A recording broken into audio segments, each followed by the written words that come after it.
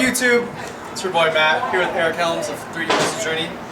And I asked you guys if you wanted to ask them any questions, so I got a nice little list here. I'm going to try to pick the best ones, so let's get started. You gotta get some stupid ones in there. Alright, do you even lift? Nope. Spoon picks? Spoon picks, I don't think I know that one. Alright, okay, here's a good question, guys. Is Yohimbine a worthwhile supplement to aid fat loss under the 10% range? So, that's a difficult question. The easy answer would be yes, but it does a lot of other things. In clinical usage, they sometimes use yohimbine to actually induce panic attacks and stress. And in some people, it causes water retention. And the too high of a dosage is very close to the optimal dosage. Okay. So it's not one you want to screw around with. And if you think about your 10%, do you want to have a water weight spike and be stressed out? So if you guys have ever read like Lyle's Stubborn Fat Solution, he talks about the use of yohimbine as a way of helping mobilize lower body fat and stubborn body fat.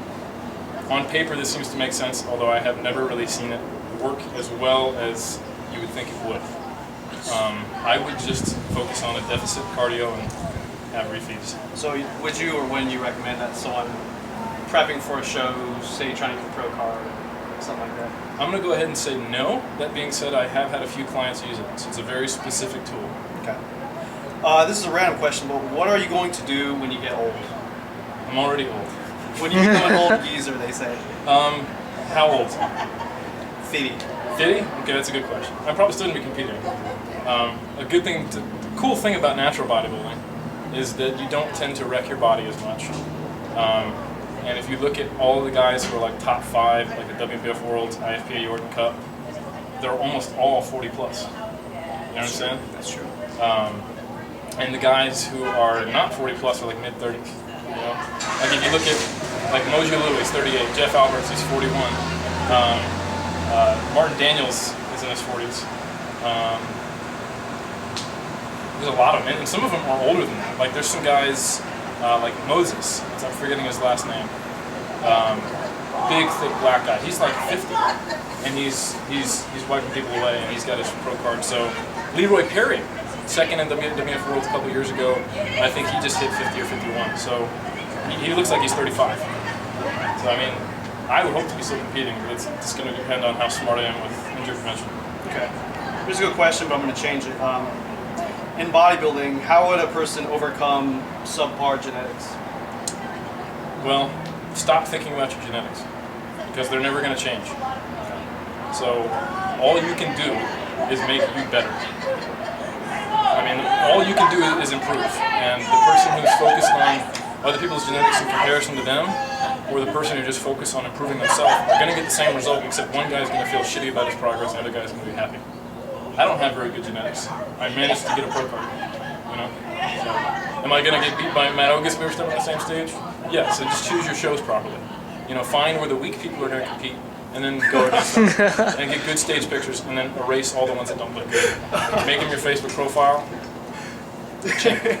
No, but seriously, just focus on you. Slow down. Sorry. You know you can't chase me. Okay. Oh, here's a good question about training frequency. Is training every body part twice a week too much?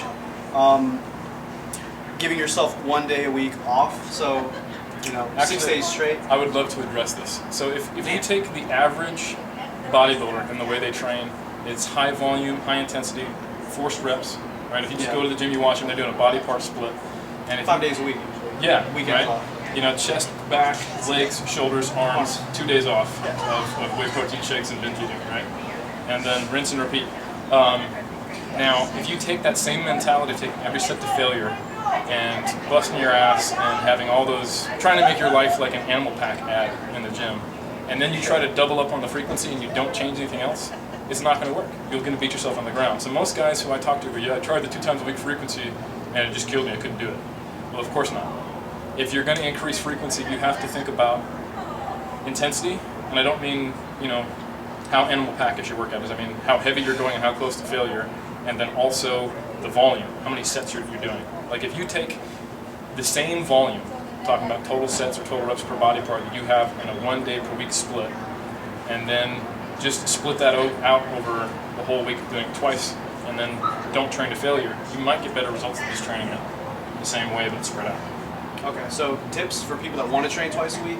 Don't go to failure, okay, and start out with the same amount of volume, just spread out. And then once you adapt to that, then you can start increasing volume. But you can't do high frequency, high volume, high intensity. That's called overreaching. And you can do it for a brief period, but you better take very frequent light weeks. Okay. Or get hurt. So should you train to failure every single workout or the majority of workouts? No. Because there's a good mentality out there. Everyone wants to train to failure. They figure you have to force reps at the end of a set just to grow. Especially the Yates style training. Everyone thinks that you have to train like super hardcore. What do you guys say about that? You don't have to. You can. Look at it this way. There's a number of ways to recruit and train muscles. You can do heavy lifting, which recruits it all, and you have to do enough volume heavy, but you don't have to go to failure. Or you can do any weight you want and take it all the way to and past failure, right? Or actually, you can also go really fast, but it's hard to go just do speed work and get enough volume. All those things will recruit and train fibers. But the trick is, how do you do enough to grow optimally? Well, if you train to failure every time, that's fine, but it's going to impact recovery. So it means you can't train with optimal frequency. So what I would say is, you can train to failure, but I would plan it. Okay. And I've also found that training to failure in higher rep ranges is not as fatiguing as doing like a 5 rep max. That'll create CNS burnout. Basically, you're not going to be able to lift the same amount of heavy loads if you do like a 5 rep max on squats and deadlifts, and then you have to train legs in the same week again. But doing like a 15 rep max on bicep curls, you can probably do that every other day. It's not as crazy as right? But that's going to be more metabolic fatigue versus like just central nervous system. Okay. So here's a question kind of about contest prepping or reverse dieting specifically. Reverse dieting, okay. Somewhat. How much can your basal metabolic rate drop after a diet? Well, if you want to talk about like peer-reviewed research, there's the Minnesota Starvation study they did way back before we had basically ethics boards, and they had people go to they took half their metabolic rate, I think, with activity and calories. So they're like basically half the calories they need to sustain weight for 6 months, and the people at the worst drop 40%, which means if you maintain on 3,000 calories, you're now maintaining on 1,800. Right.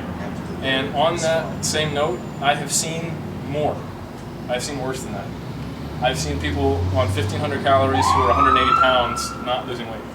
Okay, so what are the Need cardio. I got a question. So I know a lot of people that end up bringing their metabolisms to that level who also compete, especially women. Is that necessarily a bad thing to be at that low of a metabolic rate compared to a much higher one? What's the benefits to being at a higher rate compared to a lower rate? The benefit is you can eat more food, you can train harder. Normally the way that the metabolism gets suppressed is partially hormonally, and normally if you do the things to your body that creates a hormonal suppression of metabolic rate, creates hormonal suppression of other things, including things like hormones that make you happy, have libido, sleep well, feel recovered. So yeah, normally if you don't know what it takes to drop your metabolic rate 40%, life sucks anyway. Every other place too. It's not just, oh, I eat less. No. Yeah. It's like, oh, I feel like shit. I cry every day. Yeah. So. Damn. Let me find another good one. So yeah, you want to keep your metabolism going as much as possible during prep. That being said, you cannot avoid some metabolic slowdown. Period. Here's a random. Do they think you'll beat Chris Jones? Do I think you're going to beat Chris Jones? Yeah. This is a tough question. I think you're going to get leaner than Chris Jones. And I'm not saying that just to push him to get leaner too. And then I think he's gotten a lot bigger. I think it's going to be a good battle. And if he doesn't beat Chris Jones, I'm going to pretend I never prepped Matt. I'm going to say he went with a different prep coach. This could be an extremely long question, so you can decide to skip if you want. How do you determine one's beginning macronutrient ratios? Please respond. If you want to give it a small answer, you can, because I know that would be kind of long. Okay, we'll make this super easy, and it's going to be wrong for most people, but for some people, a lot of people will be right. 10 times your body weight. Okay. Then you figure out your activity level. If it's kind of, I sit on my butt all day and work out 4 times a week, multiply by 1.3.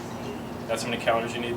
If you're really, really active, multiply by like 1.7, and then do anywhere from 40 to 60% carbohydrates, 50 to 30% fat, and then at least your roughly your body weight in grams of protein. And then that'll be wrong for about 40% of people. It'll be right for about 60%. That's true. Paul Alberts says hi. Hi, Paul. Oh, here we go. Were you worried? I guess that's a grammar mistake. Were you worried when you first started coaching that you wouldn't bring someone to their peak condition? Do you feel like you ever made mistakes as a coach? Yes, I make mistakes all the time. And I think the key thing that helped me become a good coach as opposed to a coach was that I started putting less pressure on me and thinking of doing it as collaborative. So like when I talk to somebody, you could probably attest to this, it's not just add 15 carbs. It's more like, so how are you doing? How are you feeling? What is this experience like? What are you thinking? Are we stalling? Here's what I'm thinking. I tell the person not just what we're gonna do, but what I'm thinking, what my thought is. And sometimes they'll go, okay, I wanna try adding more blah, but it might not work, and if it doesn't, we can take it back. You know? The last thing you want is your client to think you're a genius. Like, if I've tricked you into thinking that I'm a magician, then you don't know why it's working or what I'm doing that makes it work. You just know that one day I lost my mojo if you hit a plateau. And what I want to do with coaching is to empower people. Like, my goal with a lot of my clients is for them to feel comfortable coaching themselves if they need to. And this kind of sounds like the opposite of 99% of other coaches. Well, I think, and I've done this myself, I think you figure that you have to look perfect in front of people or people won't hire you. But what I found is that if you just do the best you can to learn everything you can to help people and communicate well, and then just present yourself as a real person, then the people who really want to do well and respond well to good communicative coaching are going to come to you. And anyone who thinks I'm perfect, I don't want them to work with me because I'm going to disappoint you. You know what I'm saying? Exactly. I ain't magic. Exactly. How old Sorry are... guys, not magic.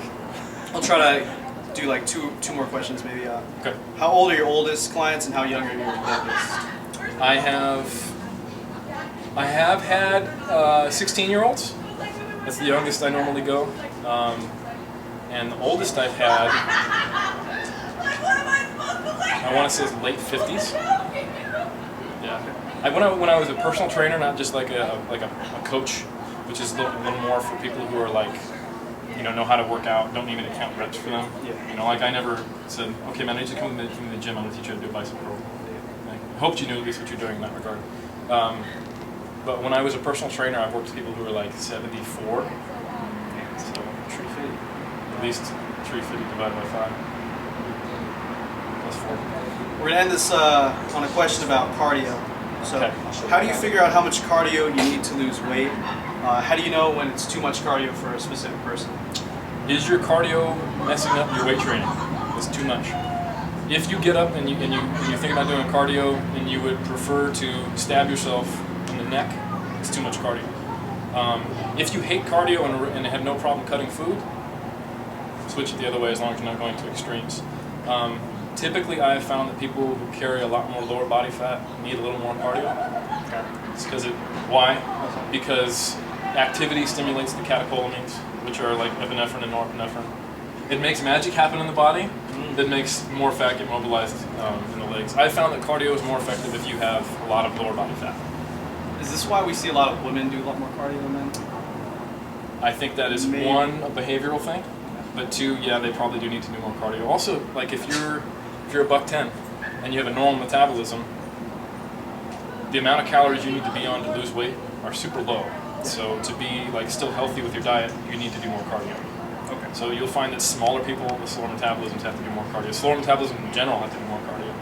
But the main thing is you have to balance cardio and calories. If you're super low calories, you can't go crazy with cardio. And if you're going crazy with cardio, you have to support that activity somehow. But at a certain point during prep, it's going to suck. You have to rob Peter to pay Paul. You're going to have low macros and low cardio for most people. Thanks a lot, good sir. Let's end this with your favorite pose. Good. And thanks a lot for watching, everyone. I'm going to link you to their YouTube channel, so make sure to subscribe if you haven't. Thank you. And peace. Hey, quit being a little bitch! Ogus cake!